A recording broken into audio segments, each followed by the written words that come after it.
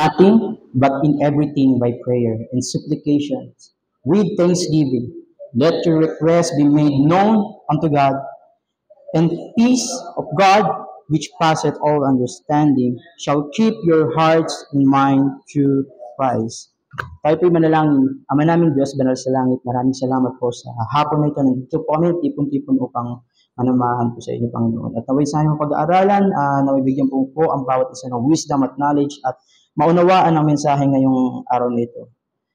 Dalangin din po namin na yun din po sa inyo pong gagamitin ngayong mamaya, mga ngaral, bigyan niyo po siya ng wisdom at knowledge at ang banal na Espiritu po ang pumuspos sa amin ngayong araw na ito. Patawarin niyo po kami sa aming pagkakasala at pagkukulang po namin sa inyo.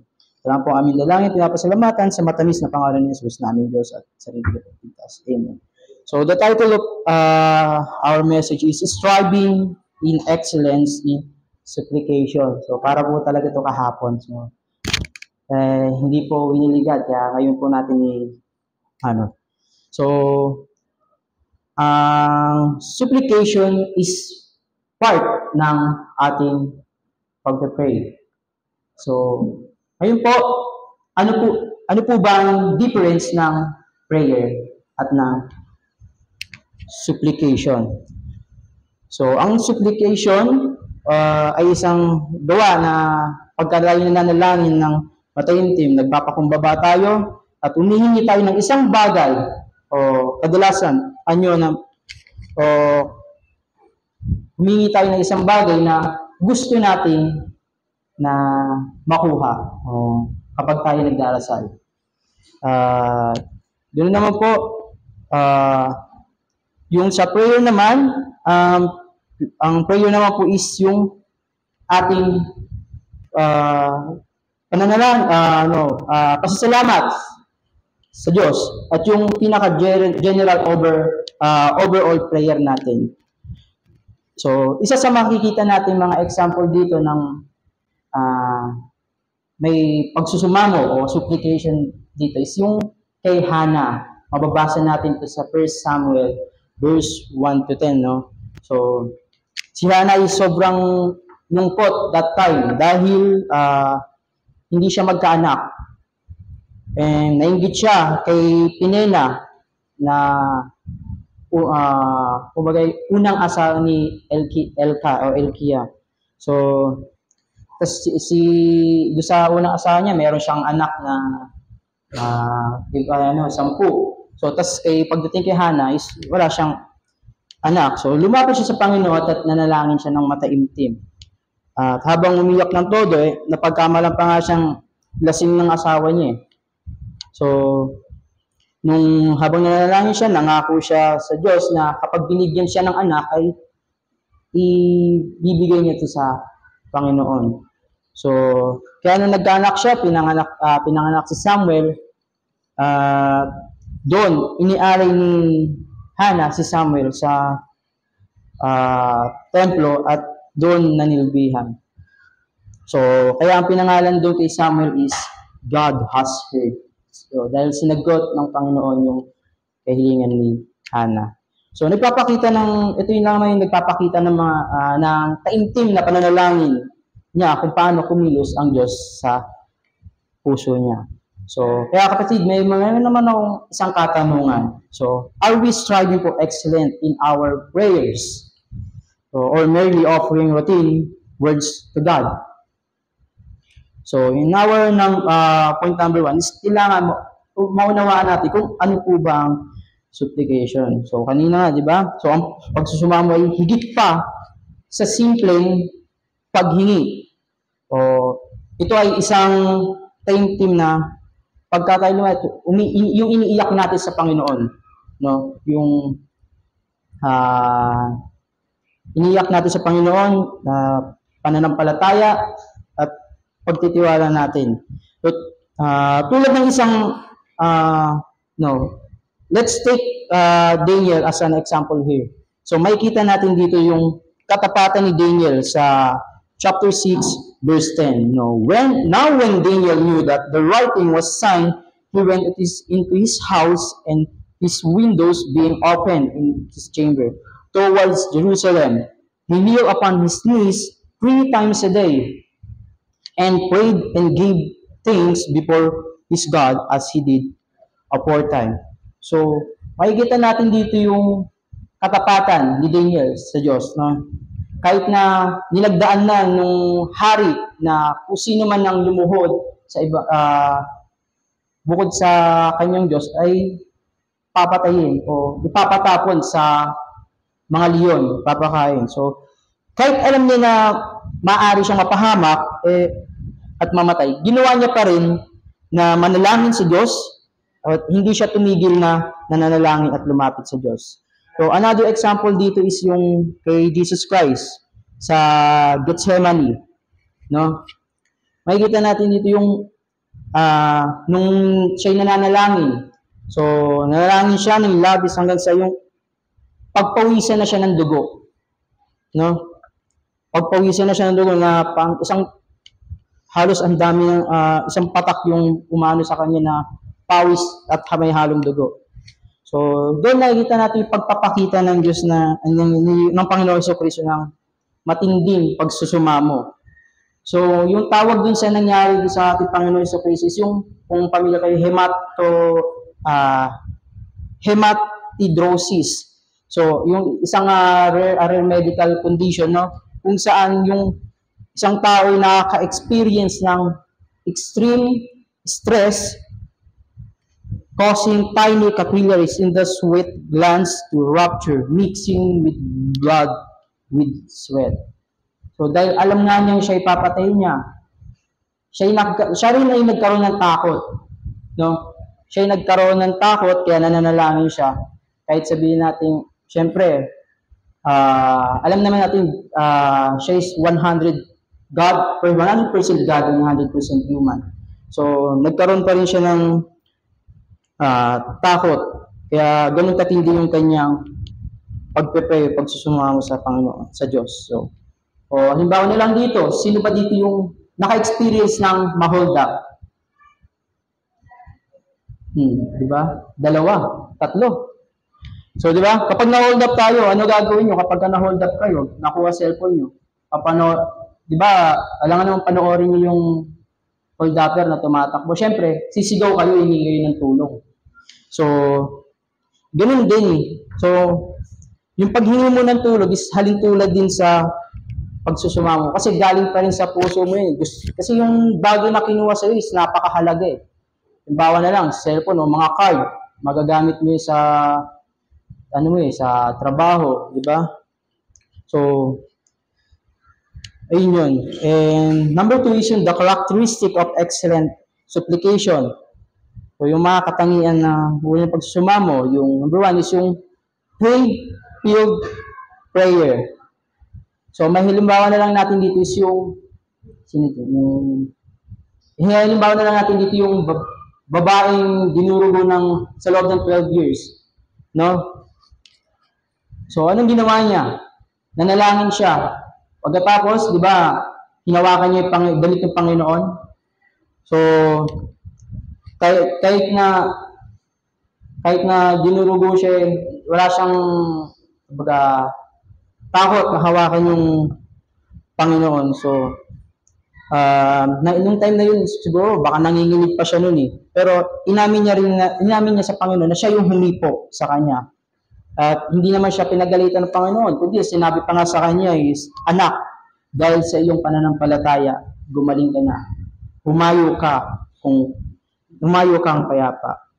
So, kung tayo ba, nananalangin ba tayo ng ano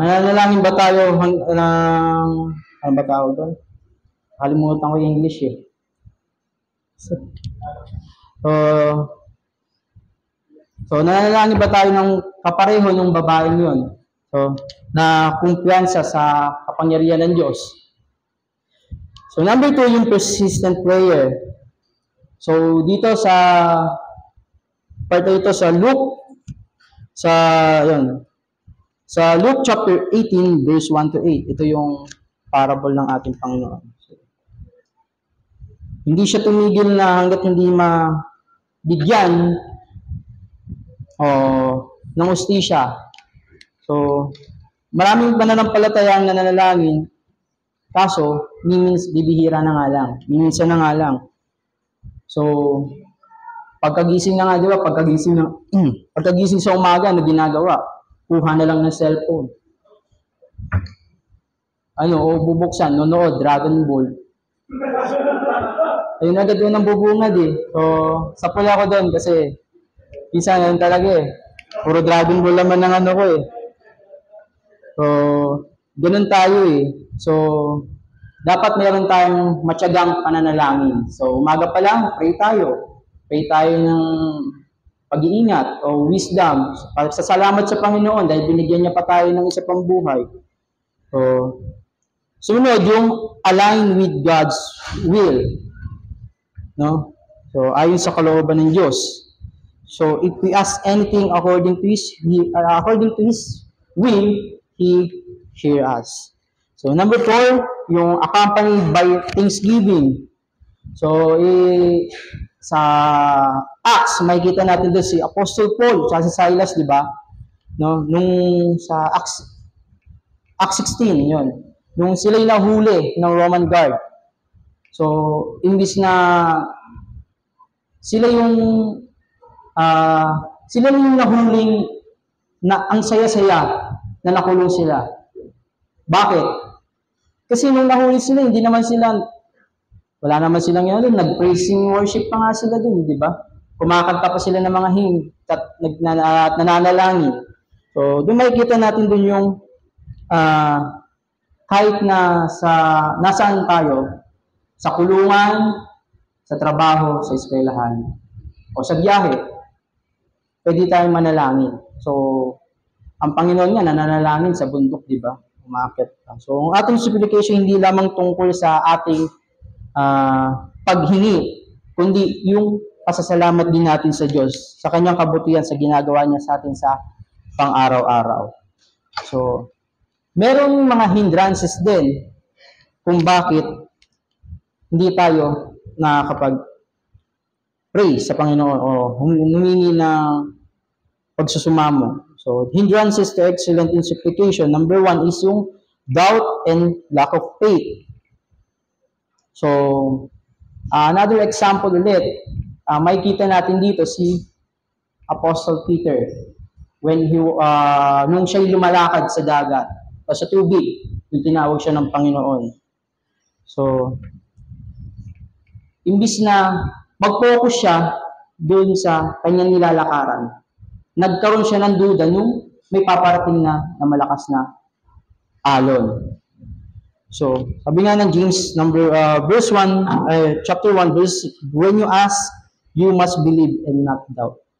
So, faith fuels our prayers. Unbelief weakens them. So, number 2 na hindrances is yung unconfessed sin.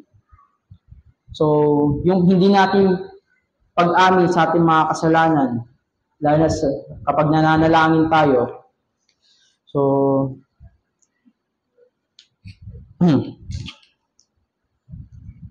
isipin natin yung taong nakatakip yung tenga. Hindi siya makarinig ng malinaw. So, kung yung ating kasalanan, hindi natin i-confess sa Panginoon, is i-delay din yung kanyang kung ano yung kaloob niya sa atin. Humingi tayo ng pera, bibigyan niya ba agad tayo ng pera niya kung di mo rin inasabi yung kayong kasalanan sa Panginoon. Puro ka hingi, wala ka namang balik. So, yung another dito is lack of persistence. Yung kakulangan sa pagpupursige. So, makikita natin dun yung makikita natin dun yung kay Elias naman. So, nagdasal siya ng paulit-ulit para sa ulan. So, tapos yung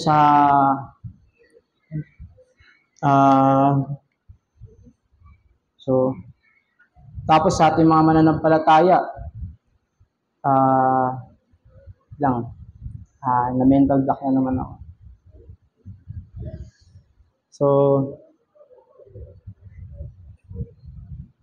So maraming mga panalangin na hindi sinasagot dahil tayo ay mabilis sumuko.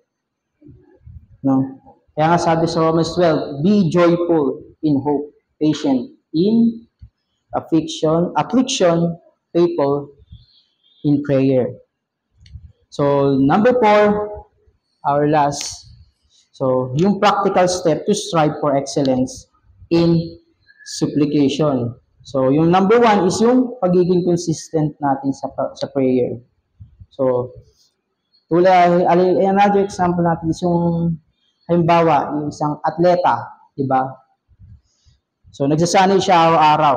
So, para maabot niya yung, kumbaga yung, ang mga atleta meron niyang sinusunod na daily training para ma-meet niya na, okay, ito na pala, kaya ko na to. So, ganun din tayo, no? Dapat i-practice din natin yung ating pag-pray araw-araw. Dahil yun naman ginagawa dapat natin, nag-pray tayo. Yun ang ginawa ng Panginoon.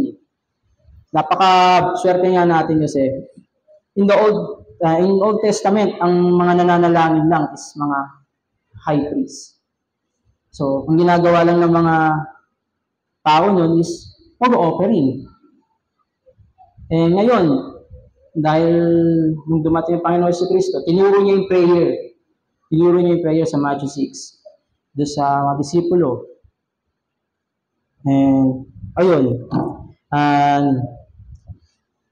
Lagi tayong mag-schedule ng ating mga prayer requests. So, hindi ako mahilig talaga magsulat. Hindi ako mahilig magsulat lalo na sa mga prayer. So, more on typing ako eh. Kasi pag nakasulat ko na siya, nagkamali na ng spelling, bura na naman. So, at least sa cellphone, ibabak mo lang. Mabubura mo na yung ano yun. So, mag-commit tayo ng time sa Diyos. So, number 2 is yung pray under the guidance of the Holy Spirit.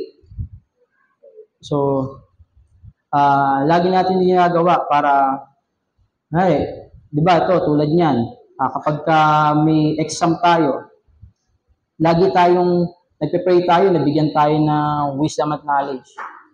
No? So, doon, para puspusin tayo ng Holy Spirit. And sabi nga is the Spirit, ang Espiritu ay ang namamagitan, nagpapamagitan sa atin. So, number 4 is yung engage in corporate prayer. So, makikita natin doon sa Acts chapter 2 kung saan yung mga apostol, sila nagsasama-sama, sama-samang nananalangin, sama-sama breaking of bread, they did eat meat, di ba? Sabi nga doon. So, sana ganun din po tayo.